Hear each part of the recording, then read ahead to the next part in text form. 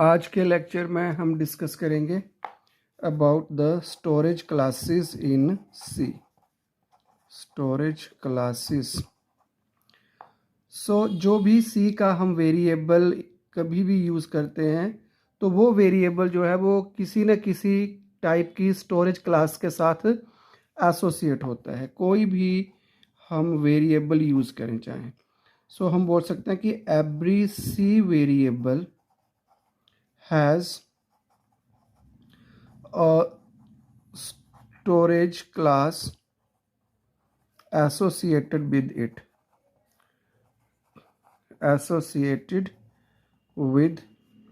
it तो ये क्या क्या चीज़ें डिटरमाइन करती है वो हम डिस्कस करते हैं कि storage class is used to describe the followings. Number 1, the scope of the variable. ये scope of the variable क्या होता है वो भी हम दिखाते हैं आपको। scope of the variable। Second चीज़ है कि कहाँ पे वो स्टोर होता है वेरिएबल, तो हम बोल सकते हैं the location where the variable will be stored। कहाँ पे वो स्टोर्ड होगा, वो सीपीयू के रजिस्टर्स में स्टोर होगा या मेन मेमोरी रैम में स्टोर होगा।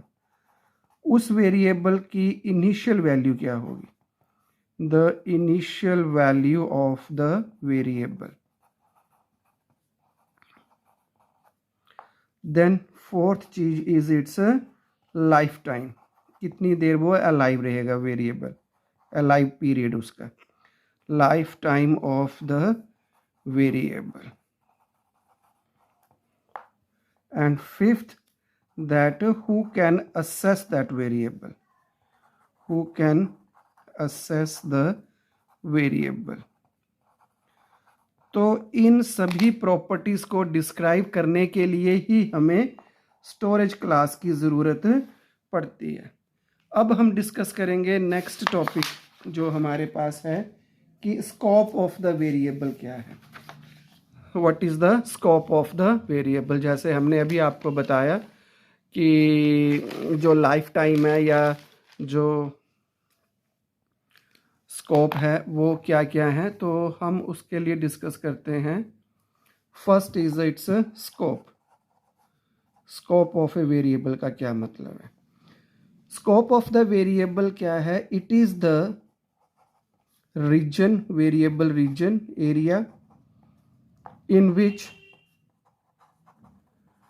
it can be used।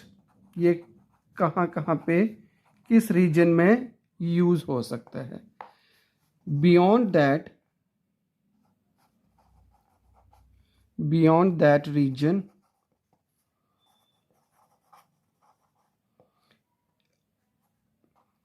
we cannot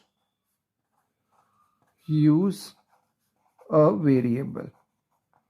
उस वेरिएबल के बाहर हम उसको यूज नहीं कर सकते। There are two scopes of a variable, two scopes of a variable, दो स्कोप्स हैं।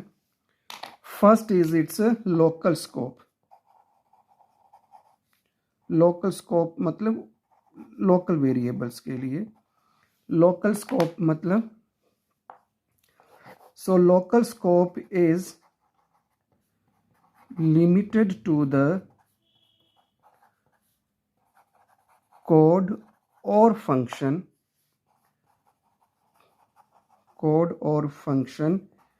in which the variable is declared, in which the variable is declared। Okay, for example मेरे पास अगर कोई फंक्शन है फंक्शन 1 और इसके अंदर अगर मैंने कोई वेरिएबल डिक्लेयर किया है इंट ए, तो इस रीजन के अंदर ही हम इसको यूज़ कर सकते हैं। इसके बाहर अगर हम यूज़ करना चाहें तो compiler will throw an error की अनडिफाइंड वेरिएबल। लेकिन दूसरा जो है वो हमारे पास है कुछ वेरिएबल्स जिनका स्कोप क्या होता है, ग्लोबल। ग्लोबल स्कोप का क्या मतलब होता है? So the global scope is the entire program. Entire program, कोई पर्टिकुलर ब्लॉक नहीं है जैसे लोकल वेरिएबल्स के लिए। So global variables can B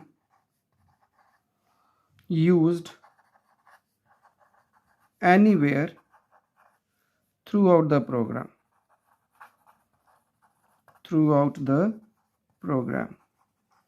जब तक कंप्लीट प्रोग्राम है तब तक आप इसका यूज़ कर सकते हैं। जैसे सपोज कोई हमने इंट वेरिएबल ले लिया, ग्लोबल वेरिएबल, उसके बाद हमने मेन कोई अगर हमने फंक्शन लिया और इसके अंदर जितने मर्जी भी ब्लॉक्स बना दें, जितने मर्जी भी कोड बना दें, ग्लोबल वेरिएबल को हम कहीं पे भी यूज़ कर सकते हैं। लेकिन जो लोकल वेरिएबल है, लोकल स्कोप है, उसका मतलब कि within that code only where that variable is declared. So this is the about local scope and global scope. Next जो हमने एट्रीब्यूट बताया था वो था about the lifetime. Lifetime को मतलब कि वो वेरिएबल जो है वो मेमोरी में कब तक अलाइव है, तो वो वाला टाइम पीरियड, जिस टाइम पीरियड पे वो उस मेमोरी में अलाइव्ड है, that is actually the life time. तो हम बोल सकते हैं कि life time is the life, और दूसरी चीज हमने क्या बताई इसकी, अलाइव स्टेट, जब तक कि वो अलाइव है, alive state of a variable. कहाँ पे? In the memory. जब वो कब उसको मेमोरी एलोकेट होगी और कब उसके लिए मेमोरी जो है वो डी एलोकेट हो जाएगी, वो जो टाइम डिफरेंस है, that time difference is known as its lifetime. So हम बोल सकते हैं कि it is the time for which a variable can hold its memory, memory allocation and memory deallocation. इस टाइम डिफरेंस को हम बोलते हैं उस वेरिएबल का lifetime. So lifetime of a variable can be, lifetime of a variable जो है that can be again, life time static भी हो सकती है एंड लाइफ टाइम जो है वो ऑटोमेटिक भी हो सकती है। लाइफ टाइम जो स्टैटिक भी हो सकती है और ऑटोमेटिक भी होती है। स्टैटिक का मतलब क्या है कि वेरिएबल जो है that remains active till the end of the program, till the end of the program, like the global variables, till the end of the program। लेकिन जो ऑटोमेटिक हैं, सो ये कब, ये एक्टिवेट और डीएक्टिवेट हो जाते हैं। मतलब एक्टिवेट्स कब होंगे, activates when they are called, जब भी हम उनको कॉल करेंगे किसी फंक्शन में, they will get activated. So when they are called, otherwise else हम बोल सकते हैं दे वैनिश। जब प्रोग्राम कंप्लीट एग्जीक्यूशन कर लिया उस पर्टिकुलर फंक्शन ने और वो उस फंक्शन से बाहर आ गया, तो जो मेमोरी उसको एलोकेट थी वो डी एलोकेट हो जाएगी। And else they banish when the function completes its execution, completes its execution। इसी बेस के ऊपर हमारे पास जो स्टोरेज क्लासेस हैं, स्टोरेज क्लासेस को हम डिवाइड करते हैं इनटू 4 कैटेगरीज। तो storage classes can be characterized as it can be automatic, it can be global or external, and it can be register, and it can be static.